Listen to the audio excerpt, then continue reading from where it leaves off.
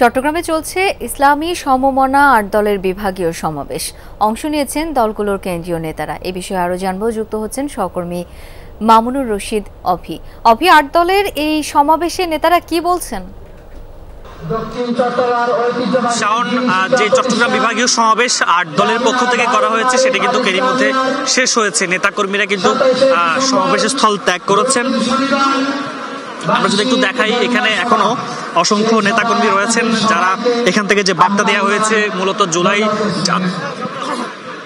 জুলাই জাতীয় সনদ বাস্তবায়নে আদেশ জারি ও উক্ত আদেশের উপর গণভোট আয়োজন সহ ৫ দফা বাস্তবায়নের দাবিতে ৮ দলের যে উদ্যোগ সেটি আজকে করা হয়েছে এবং এখানে অসংখ্য নেতাকর্মী এখন পর্যন্ত রয়েছেন। আমরা কয়েকজন নেতাকর্মীর সাথে কথা বলতে চাই। আজকে যে অনুষ্ঠান, সেখান থেকে যে বার্তা দেওয়া হয়েছে, আপনারা আগামীর বাংলাদেশ কেমন বাংলাদেশ চান, যে কোন দাবিগুলো আপনারা উত্থাপন করেছেন?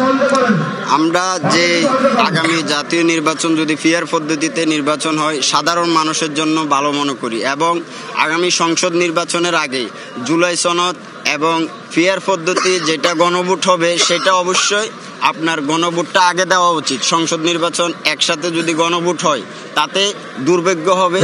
তাই আমরা চাচ্ছি আগামী জাতীয় সংসদ নির্বাচনের আগে ফেয়ার পদ্ধতিতে নির্বাচন দিয়ে যাতে সবাই একসাথে চলবে।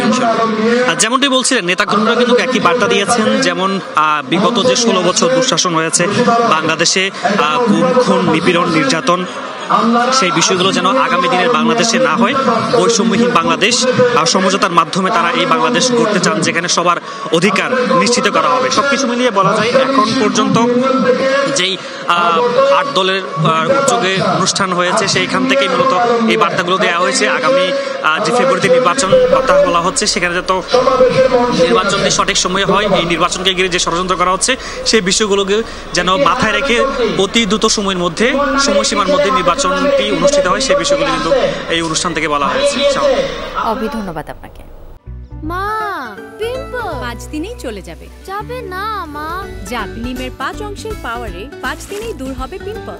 হিমালয়া পিউরিফাইং নিম ফেস ওয়াশ।